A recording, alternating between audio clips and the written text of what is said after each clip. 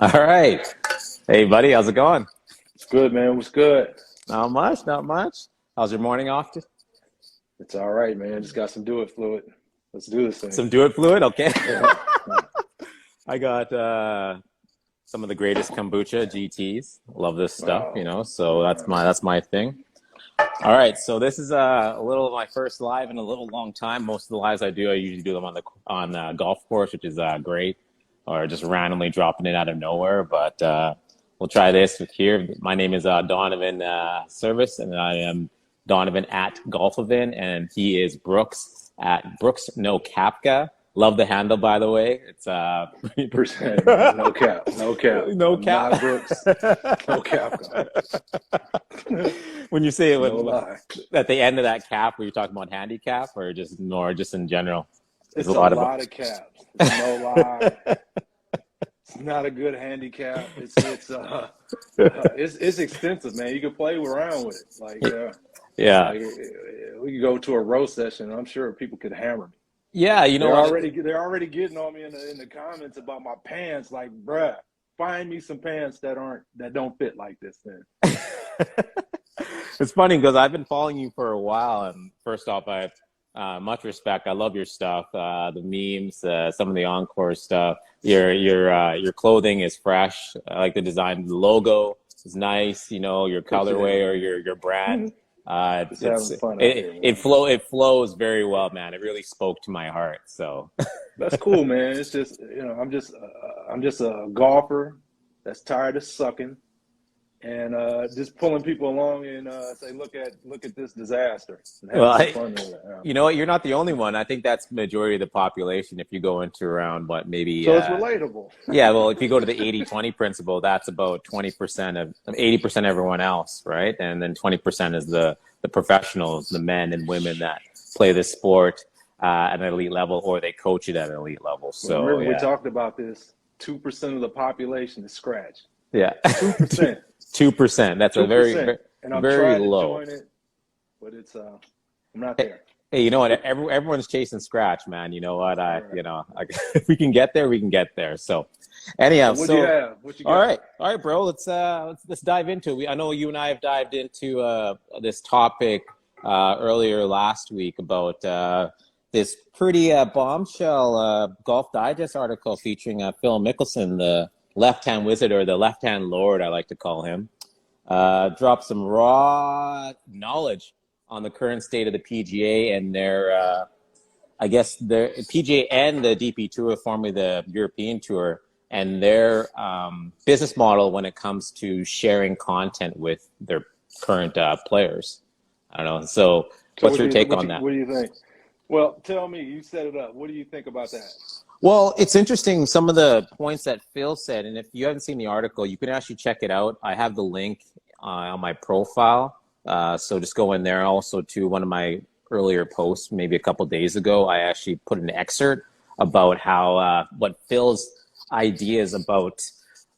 Everyone knows this new, if you've been following golf, this rumored Netflix upcoming series that features the PGA Tour and a certain lineup of golfers, well-known golfers that most of us follow.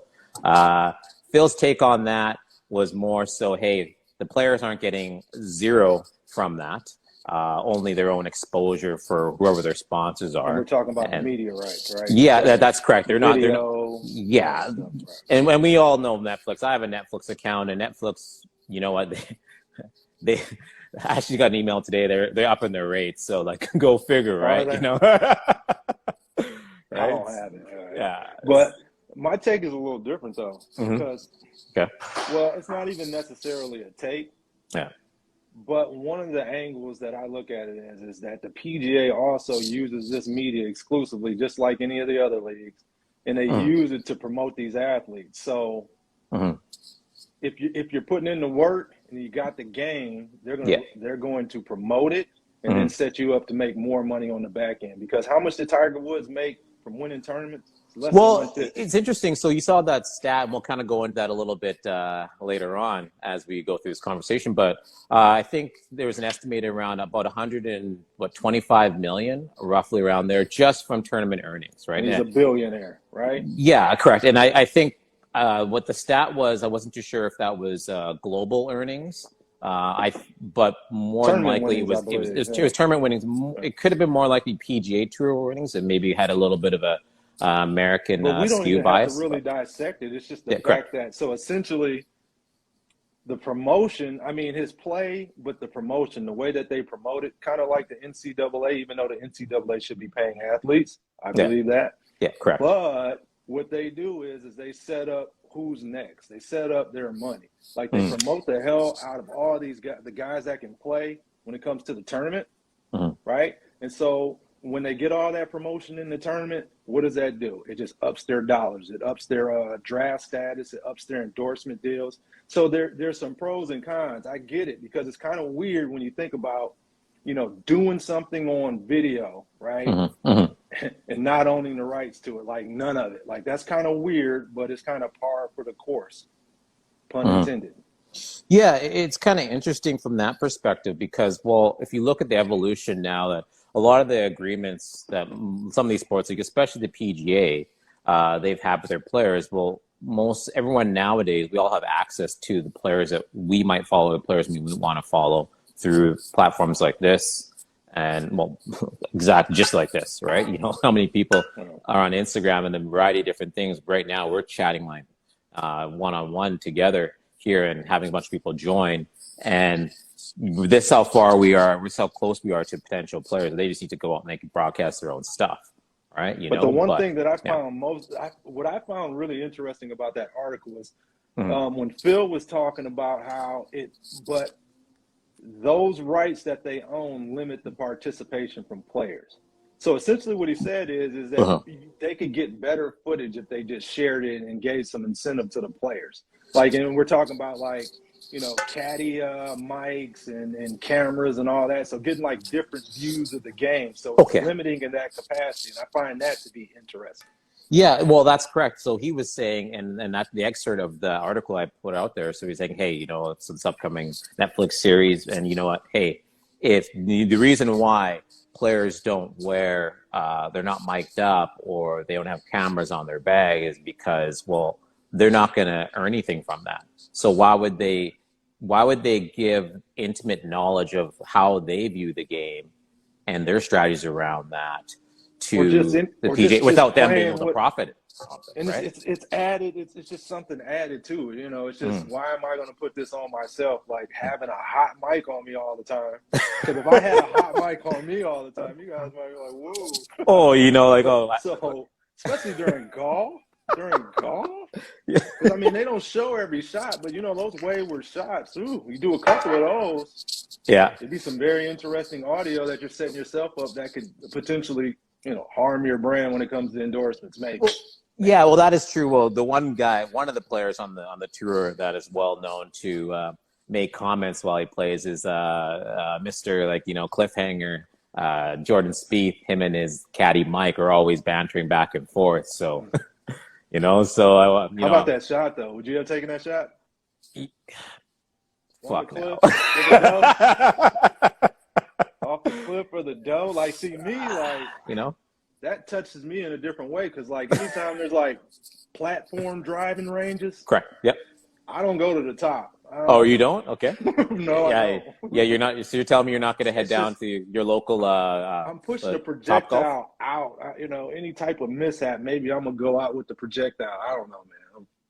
But I play at Top Golf. No, I wasn't on the base floor, but I don't know. I would have taken that shot though. I would have laid up.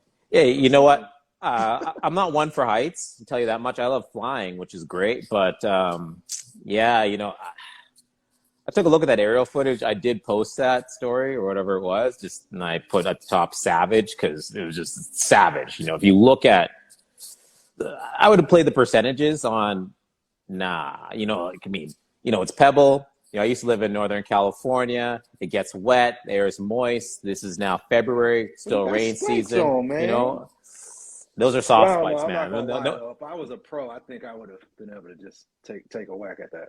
Yeah, you know, if I was, you know, like live or die, you know, a couple $1 million. Yeah, matter of fact, Brooks would have took that shot. Yep. Oh, fuck I would have took that shot. I take that back. I would have took that shot. I would have took that shot.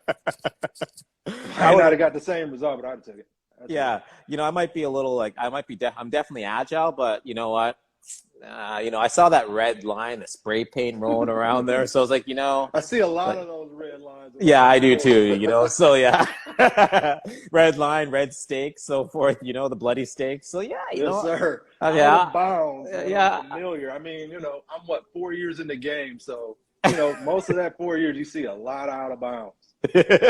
Just had a clip hitting a house. Those are yeah. never easy. Never. But I do play the ball if I can see it. If it's feasible when it's OB that way, I'm like, you know what? If it's not a farmer's field, a lot of our courses, some of the goat tracks around here, they're near It's on. fun too, Yeah, because when you hit houses and you talk to people, you can tell how long that they lived in the house. Because yeah. there's like a life cycle of people that live in the bad houses that get hit. Okay. Like the ones that just moved in, been there about 3 years or so. It's all Yeah. good. They're real friendly. And then you got the other ones, like 5 years and up, so tired of getting hit by balls. They really lash out. I had a couple guys come at me, like, Yeah. bro, that was Really? not me. It was, Okay. yeah. I guess somebody had broke something. Like it was a house that was like stucco. So Really? those houses that Oh are yeah, correct. stucco, Well, we have a they lot just of get that. holes in them. Well, we have a lot of stucco. Stucco is a big thing where I grew up in the prairies. But it's terrible Stucco. for golf course houses because it actually penetrates the stucco. Oh, absolutely, yeah. So it's usually the stucco people always trying to pin it on somebody. And he thought I was going to be that guy that day. I told him to go back in his house. Yeah, yeah, but yeah, the stucco thing is pretty crazy, right? I think So I went the other way to the water, so I was already not happy. And then somebody to my left talking crap. really? Okay. Well, That was that time. the last house I hit was back in October 2019. I was in Arizona. I was playing at this course it was a Goodyear, Arizona, called Sundance. Great course. First time ever playing the place. Newly grown, you would say, overseed. Well, it was fresh. Like, amazing day. Great views. I took out the driver and I thought I would just, got a little cute and just slung one out there. And there was this old guy. His house is down the fairway, right? But he was off the side. So sometimes I get a little wayward right, So You see what Sink said? Yeah. He leaves a pamphlet. Nice guy, man. Yeah, so I just I just took it. It was nice. It was a little wayward right. Bam, hits this guy's house. Okay, we roll up and ball's still in play, right? So it nailed his house, but it rolled back. It was cool. It was good, right? Got the bounce. Yeah, that's good play. The house bounce, right? So there, Arizona was good to this Canadian, but so there's an old guy rolls out. Obviously, it's a course. There's a lot of retirement homes or senior home or retirement communities, and guy kind of rolls up and he's like, "Oh well, I think the ball hit my house." I'm like, I knew that already. Oh yeah, yeah. Sorry about that. And he's like, oh, and he's looking up, and he's like looking for damage. There was no damage. I actually hit the roof and it came off. Yeah. See, the people here are really nice though. Mm-hmm. It's just like there's been shots that I hit a little wayward. Mm-hmm. They're like, you hit that from the tips though. That you hit that pretty far. Like I got exactly correct. Hitting your shit. Like yeah, correct. I was playing from the tips there. Yeah, so it was like yes, So but the guy was I played it cool. I knew I just slung one off his house, right? But I knew it didn't. I got the bounce. It was good. It is what it is, right? So what do you got going on with your channel, man? What direction you're taking, and what are you going to do with your page? Well, we can get onto that anyway a little bit. You can kind of see the flavor of what things are going on. Even this kind of chat what we have. Most of the time, most of the stuff I broadcast or post when it's actually in season, I'm on the course, but it's winter up here, so no course play, right? I don't know how you guys golf in the north like this, man. It's a little different, right? Yeah. So anyway, yeah. So we got a little sidetracked there, but yeah. So let's go back into a few of these things about the PGA and the DP Tour, about the governing bodies of sharing players' content, shot broadcasts. I don't know. What do you think going forward? How this would look? Who's the driving force? Do you watch the tour for the tour, or do you watch it for the players? I mean, nobody watches it for the tour, but that's how organizations are, man. They kind of go. Mm-hmm. If they're doing it right, it's not about them. right? But they got to make money though, right? They got to Yeah. have a budget because I mean, at the end of the day, they generate all the money for these guys, right? As far as the opportunities and things like that. Like, yeah, they could do it now with social media, so it's changing. Yeah. But they've got a system of doing things to get guys paid, right? Yeah. Because Which guys is are making tons of money now. Yeah, which is true. I mean, it's interesting because if you look at it from this perspective, so the PGA and the DP Tour, the two main male tours, they're not like other sports. So you can say like NHL, NFL, NBA. You could even see the EPL, so the English Premier League, so European soccer. People follow clubs or teams and clubs, and they're part of a larger organization. So you know what? So the players interchange, right? But the teams still stay the same. Where you have an individualized sport such as golf, where it's the tours bring we are the place where you're going to see elite golf, right? So people are like, hey, you know what? Cool, awesome. But I feel the players are the ones that drive the sport, right? I mean, like case in point. Look at the effect that Tiger Woods had on the PGA Tour, right? But Or let me just ask you this, not on the though. PGA Tour, but golf Let me ask you itself. this: Right? when players go, Yep. the game moves on.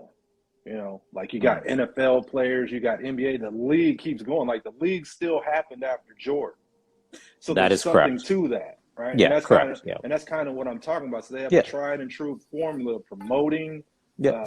showcasing, presenting the information, all that stuff. It's just to me, golf, the PGA Tour is lacking in how they cover the sport. Okay. Yeah. Right? And I think they need to be a little bit more creative because I'm not going to lie to you. You asked me, do I watch the players or do I watch the league? Man, I watch my eyelids 95% of the time I ever put it on. Like I try to watch it, I'm out. Okay. Okay. So when you say creative, like what sort of ideas are you kind of referring to? Like obviously, for you, you said that hey, you know what, you can't like the consume the highlight content. reels. I mean, it's just like You don't like them. Like I can watch golf. Like let me see the bad shots. Let me see these guys grind a little bit. Just going from highlight shot to highlight shot. I'd also like to see tougher course conditions. Because I swear I see a ton of tough course conditions, but I watch the stuff that they play. It's like, wow, it's a funnel to the hole. Yeah, it's interesting you say that. The course setup, especially for courses that are on the PGA sanctioned courses throughout the year, that they set up a little bit differently. You could see that, and this is my personal opinion, that the European Tour or the now known as the DP Tour, their courses are different. Like the golf over there is way different than it is in, say, like America, right? So name a couple of those differences. Well, you can look no further. You can look no further to Links Golf out of the UK, right? So what's the differences? Well, if you look at okay, well, here we actually have links courses, a few links courses. One of my favorite courses is a links course locally called Braben.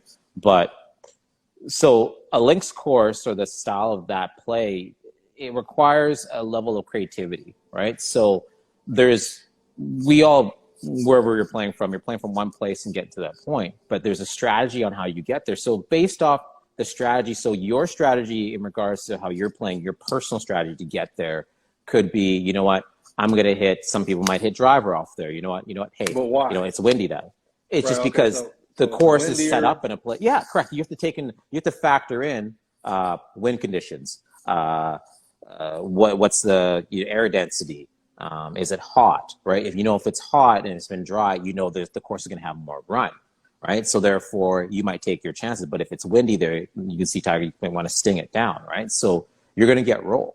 And then too, now that you said that, where the PGA courses are more set up as targeted courses, right? It's interesting that you say that, though. Check this out, because what I noticed too is like out here, right? Everything that you're talking about is a condition kind of in Texas, except you got a lot of heat, and they keep the tournaments out of Texas once those conditions get like that. So the way that is correct. Like the PGA just kind of They want these lush environments with the high scoring. I mean, with the low scoring. Yeah. So if you notice your run of the mill regular tournament, and I consume this shit on the weekends, right? You know, so like Thursday, Friday, Saturday, Sunday, pretty much. If the NFL's not on Sunday, more than likely you're gonna see some golf on my TV, where you can see. So there's 3 players in a group. So this is Monday. This is Thursday and like Friday, and you can see that when they make their shots, they're all shooting the same place. They might hit driver, and the balls all land. Some guys are landing shots between here, in the same spot, right? Because they know because it's a target course. They know if I hit the ball to this place here, therefore I'm going to have the same shot into the green for everyone else, right? You know, so it's the same thing. So it's like targeted golf,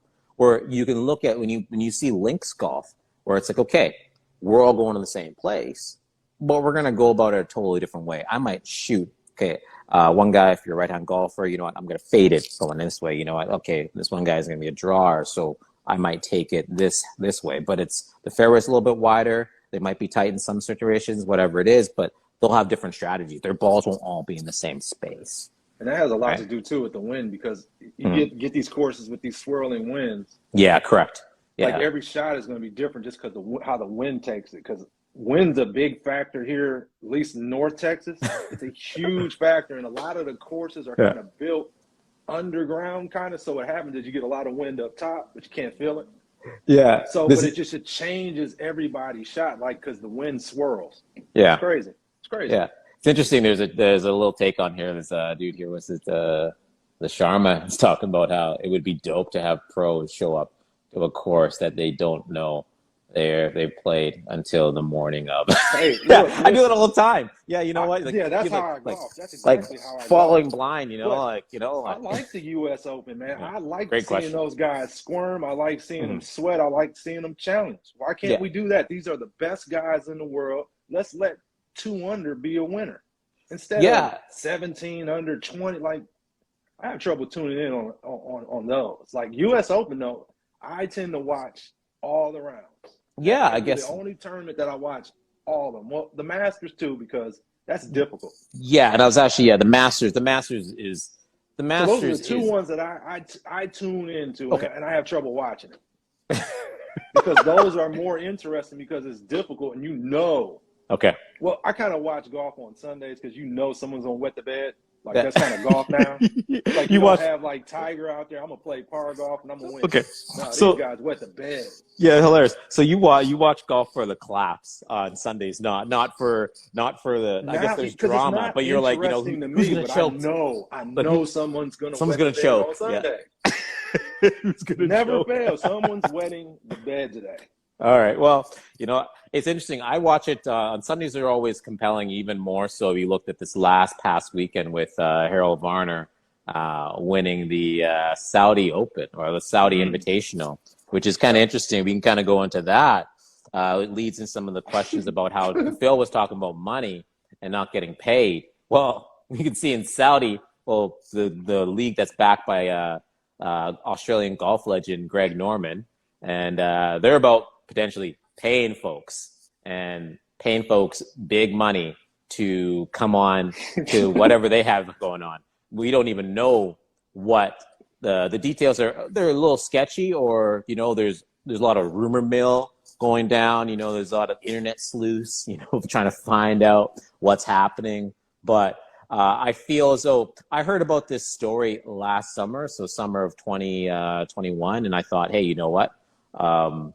That's interesting. You know, hey, you know, a league didn't really register with me a little bit, and I'm like, whatever, cool. But when I really started to think about it, well, if you look at globally, golf is growing, right? And it's growing. So, like, take off this North American bias on what we might see, because, you know, especially America, you guys are like, it's like America's the I guess, you know, Camelot, right, of places you want to go, right? But there's other places to live in the world. Like, I live in Canada, right? You know, so, you know, we're civilized up here, like very civilized, right? You know, for the most part. But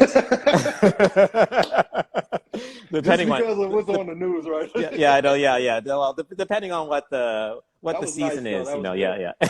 That was media ready. Yep, good job. I like it.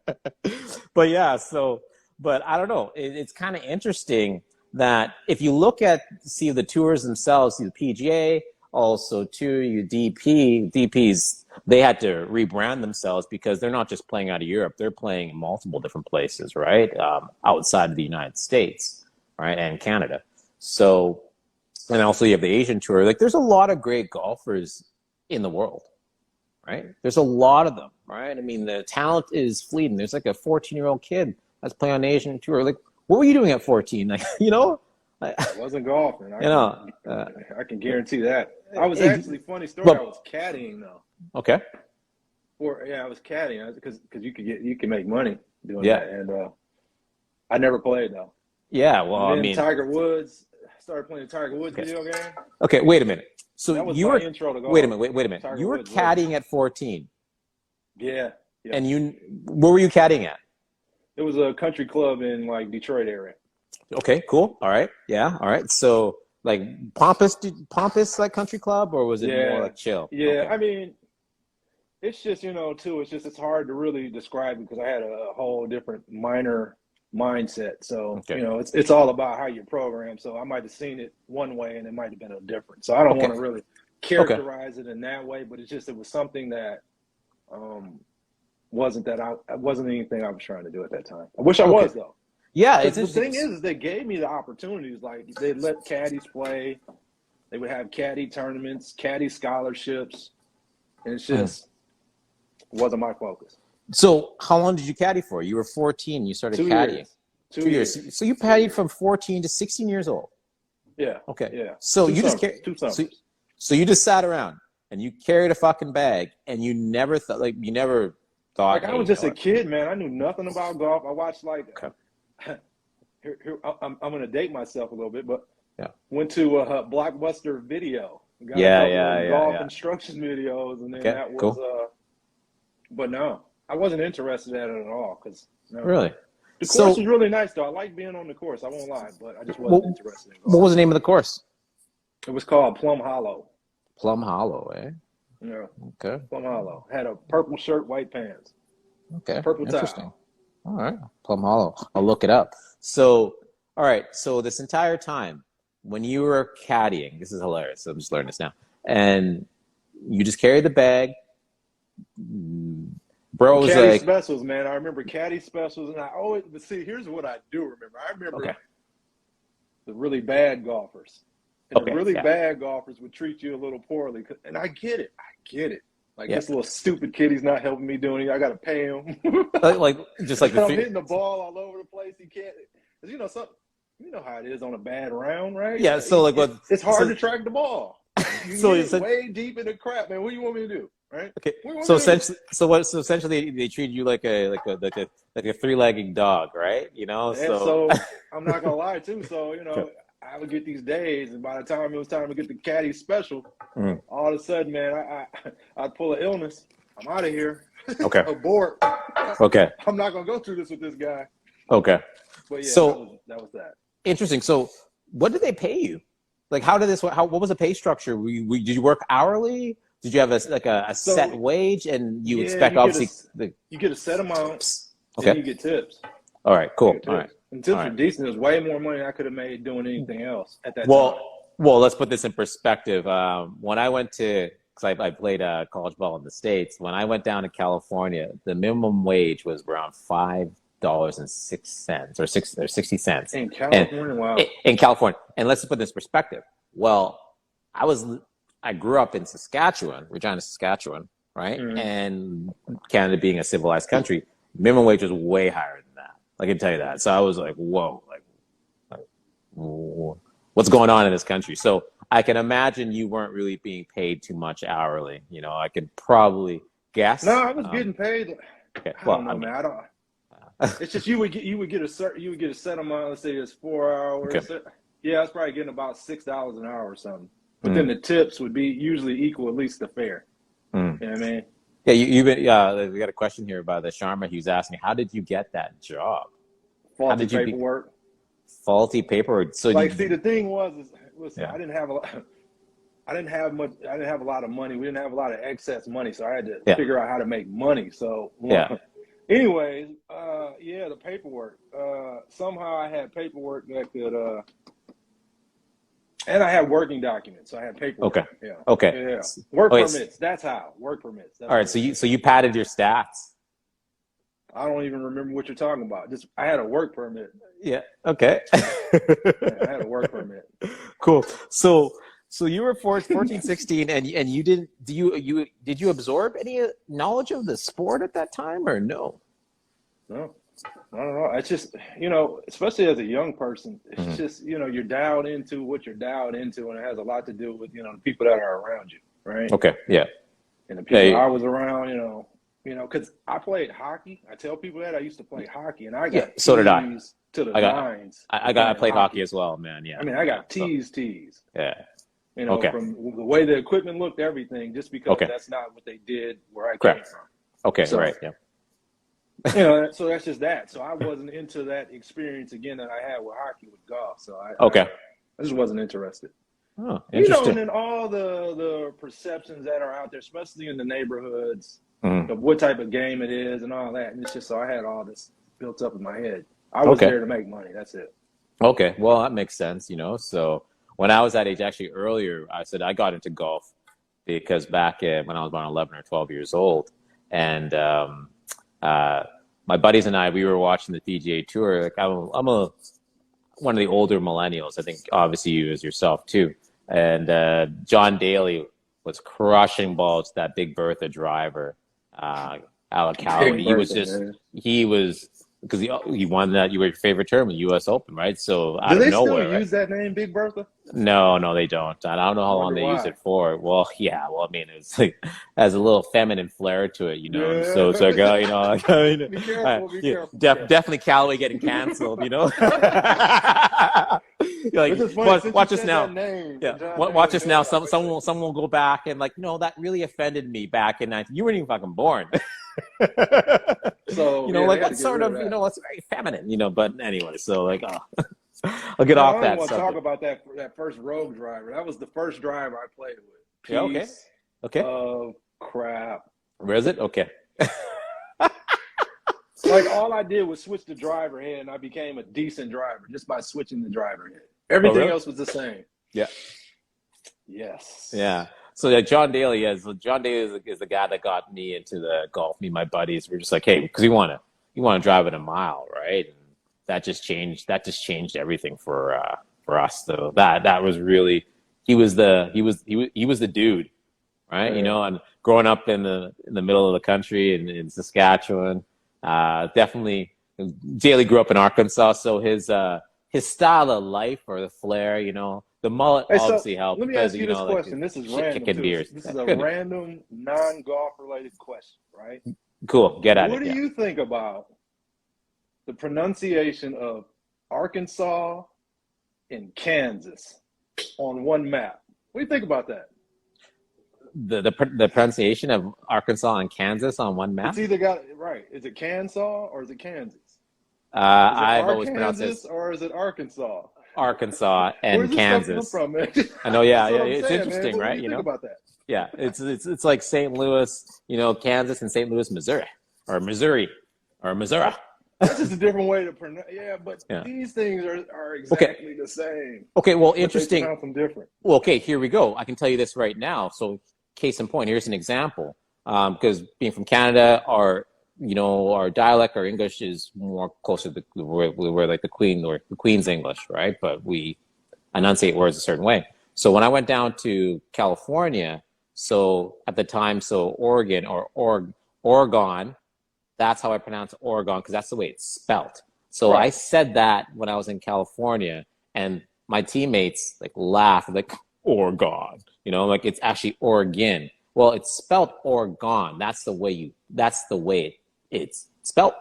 So if you're gonna pronounce it, that's the way it should be pronounced. But you see what I mean? Right? What However, I'm saying is this: it's on the same map, and it's pronounced totally different. Same piece of paper. Yeah. Two totally different pronunciations. Okay, yeah. How can you reconcile that, man? These are the things, man. Someone's got to do stuff about this. Kansas, or is it Kansas? Arkansas or Arkansas? So I play around a lot with it out here because you get a lot of people that are vegan, like Arkansas in the area. You get some so I call people from Kansas, just to have fun with them, just to have a little bit of fun with them. And what do they say? Do they say like, do they accept it? They're like, oh, okay. I don't know, man. I just do it to have a little bit of fun. Yeah, they look at you funny when you say it, or they just kind of what?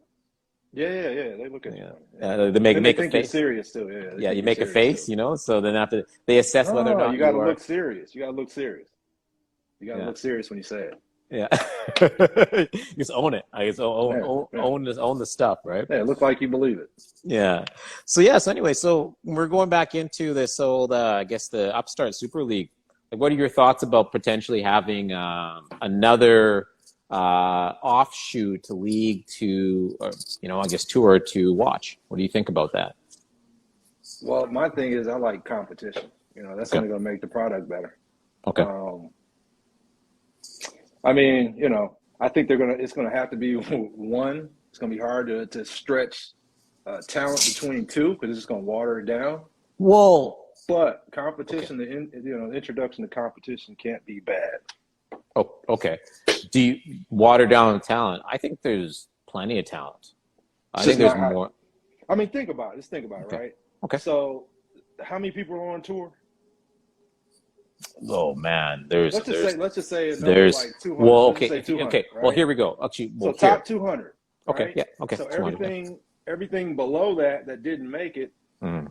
right? So you can generalize that way, right?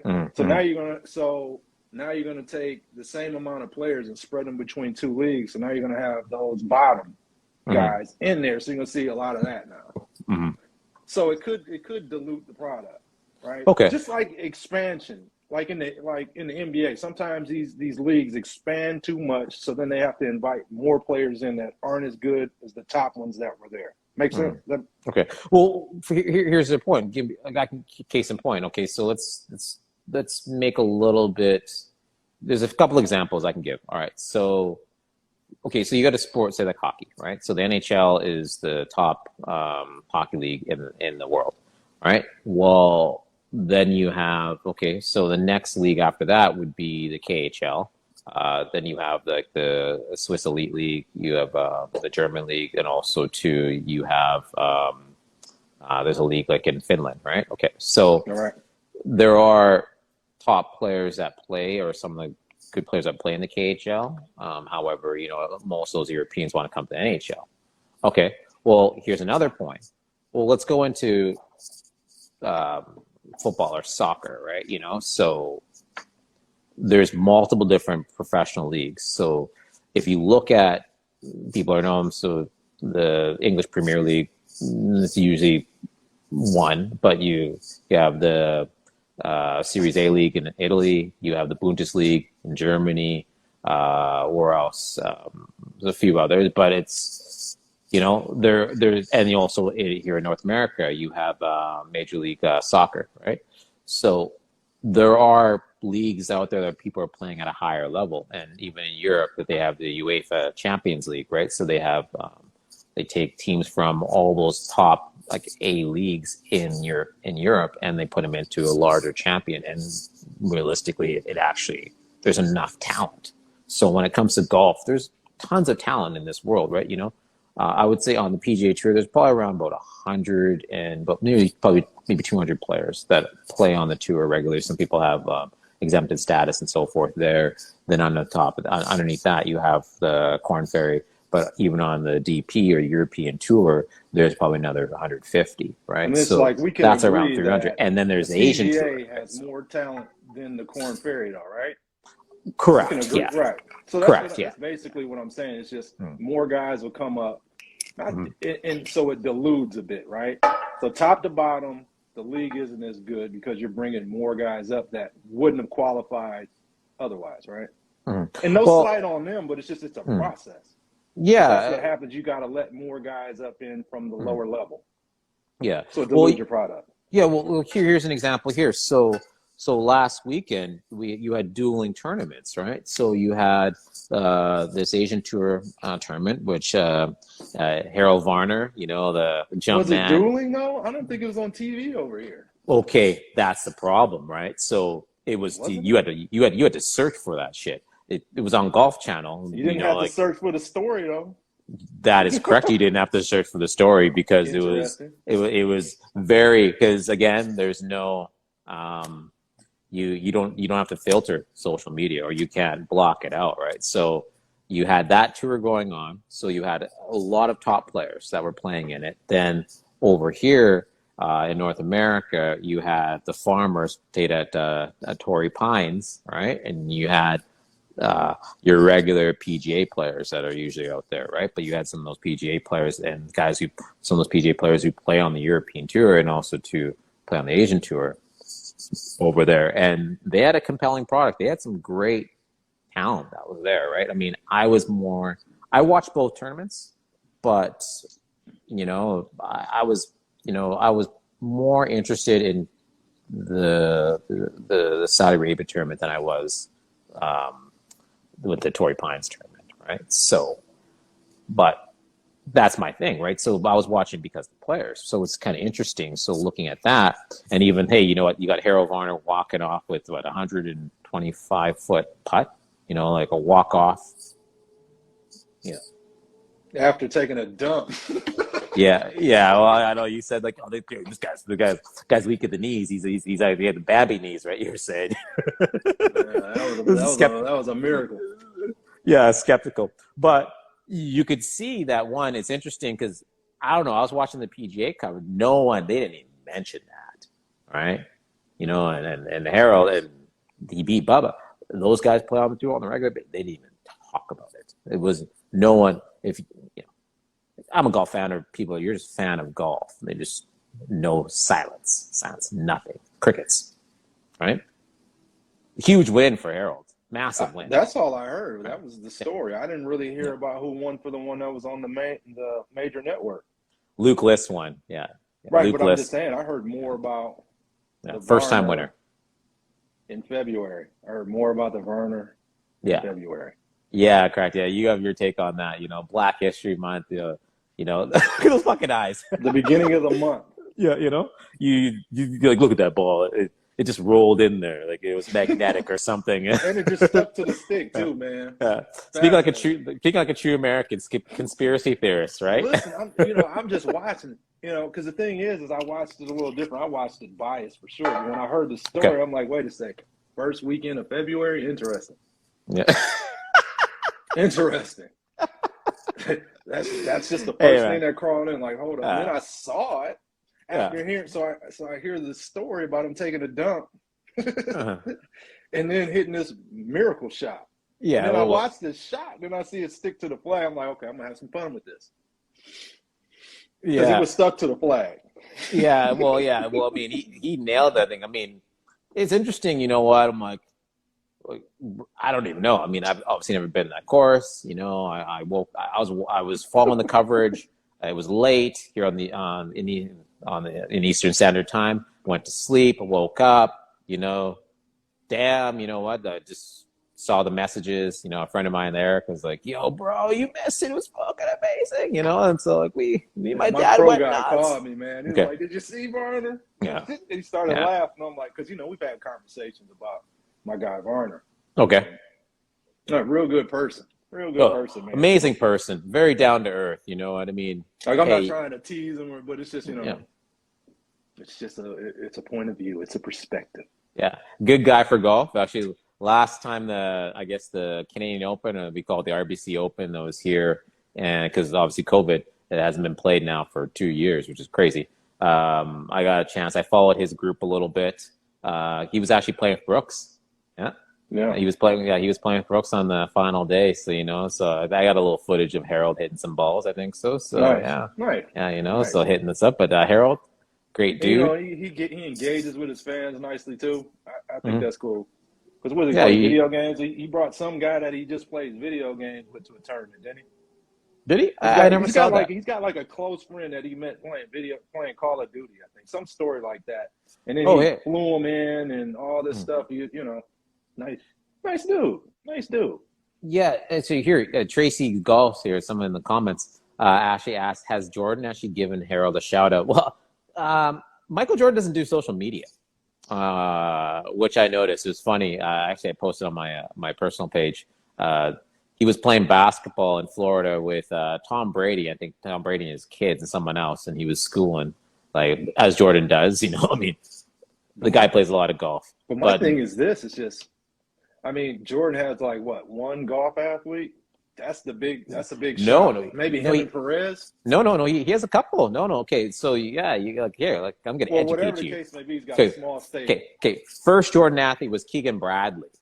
If you know who Keegan Bradley is, Was Keegan he a Jordan athlete or was he just wearing Jordans? No, he's a Jordan athlete. Keegan has like a special flavor of Jordan if you watch his shoe, but also Keegan Bradley is a different type of player, and that's one thing about golf where I love how swing architecture can be way different. So if you look at Keegan, it looks like his clubs are too small for him, right?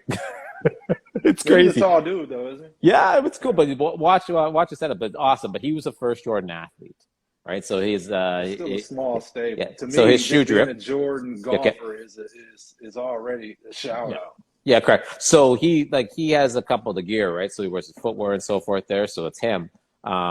Harold is a full-out Jordan athlete where he wears Jordan top to bottom, so hat, he's got stuff shirt, pants, exactly, and shoes. Then you have prior to Harold was actually Pat Perez, so double P or P squared. He's a Jordan athlete. You know, P squared, his drip. P squared is the coolest guy on tour. P squared used to be a big. He used to rain on the Tiger comeback parade. I remember that. That is correct. Yeah. So like he grew up playing with Tiger, right? So yeah. PP. Yeah. So like shout out to PP. He's a little premature on that though. Yeah, PP. If he says it now, he's right. Yeah, and so you got him. Bubba. Yeah, Bubba's a Jordan athlete. Bubba wears the sneaks. So I read something that. One thing for Bubba and Jordan and Michael Jordan himself, they have the same shoe size. So, what, 13 and a half? I'm not too sure. I think so, whatever what Jordan is, but Bubba gets a little bit of the Jordan love.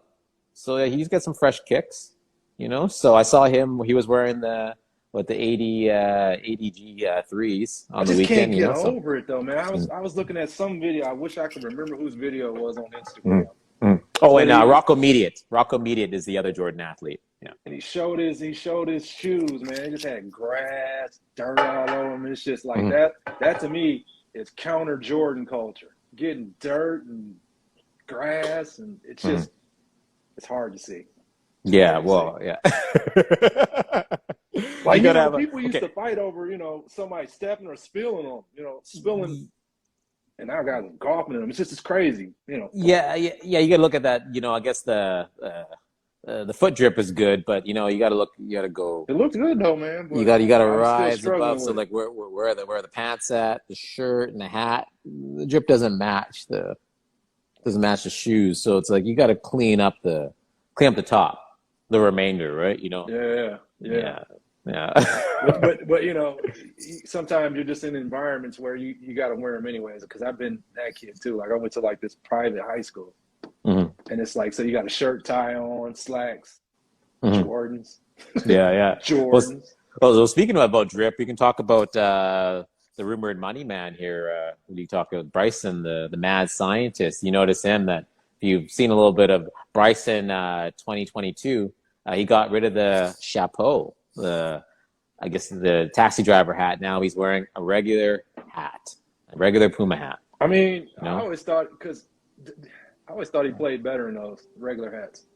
Yeah, it's interesting, right? The chapeau. I guess he did going too. Little Ben Hogan, but it was like, hey, you know what? I'm like, hey, those change a whole new logo now. That was his logo. That is correct. Yeah, you know what? Yeah. That's a great point. Man, you walked away from the logo. Dude, did you see some of the mock-ups for the logo? His logo about the money Saudi thing. Arabian. I saw I love that. Yeah, Man, you know, the internet's undefeated, right? You know? Always. Shoot, trolls are undefeated. You know, Yeah. private accounts, Yeah. undefeated. Best Yeah. golfers ever. Yeah. You Shoot, know? I met a golfer the other day. Told me his 4-year-old could swing a Mm. golf club better than me. Like, damn, they're producing them now. Yeah, 4? really? And then he also told me it was a 4-year-old girl. Like, wow, she is amazing.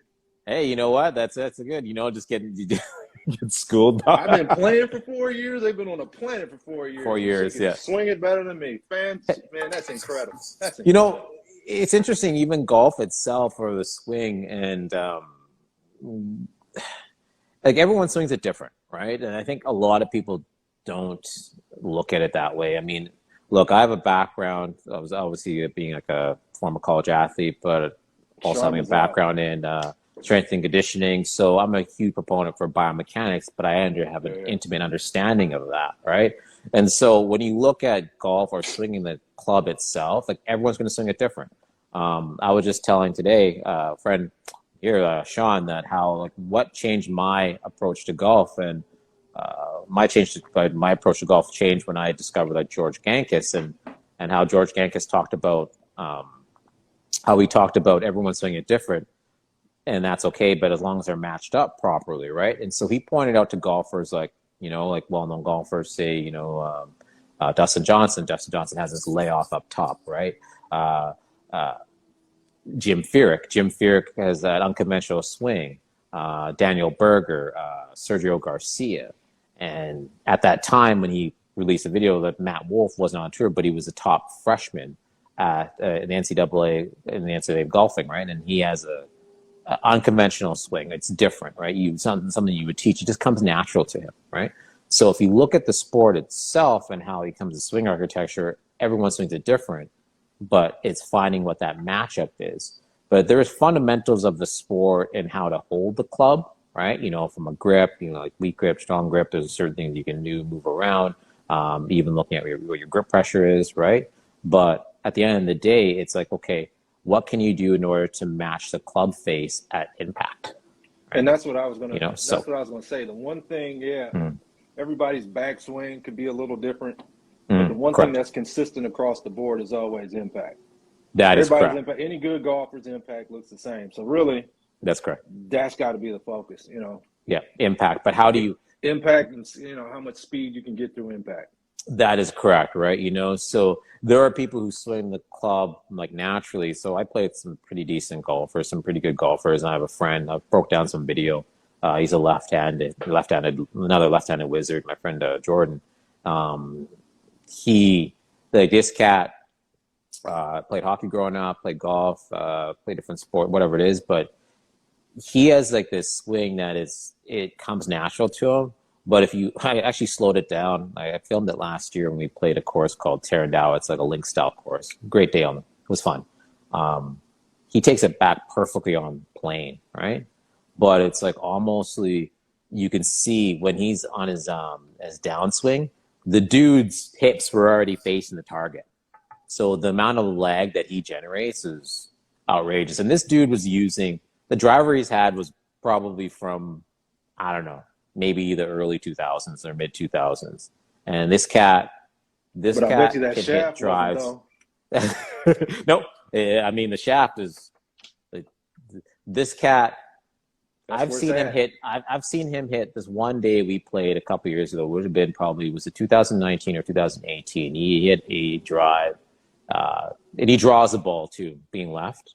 Wow, it was crazy. It was a par 5, dog leg left. He pummeled his drive like about 335 or something like that. It was, yeah. And he was dealing with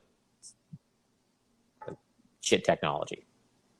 Yeah. But so it was an original shaft in there too?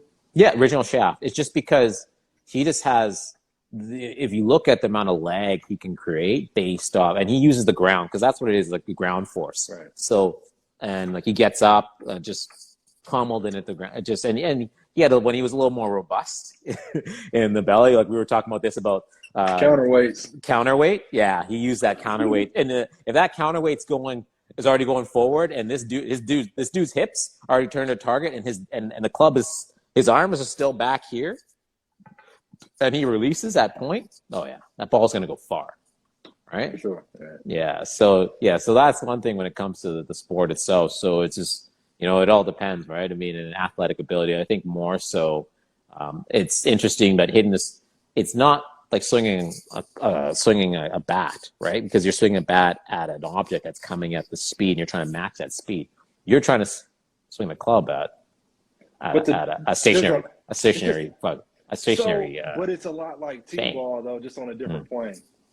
Correct. Yeah. Because the mechanics of it and delivering it are similar, right? Because you got to get the handle there before the barrel.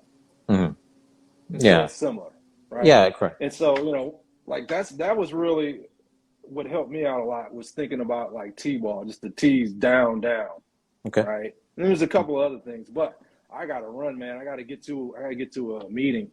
Okay. So, no, I enjoyed this, man. We got to do it again. All right, brother. You know, we can continue it, put something together, man. But hey, it's been fun. I appreciate everybody that joined. Yeah, thanks for popping in, guys. It was awesome. You know, we had a little small discussion here and there, but yeah, we will definitely do it again, there, brother. You know, All right, man. Take it easy, man. Talk to you soon. All right, dude. Thanks. All right, cool.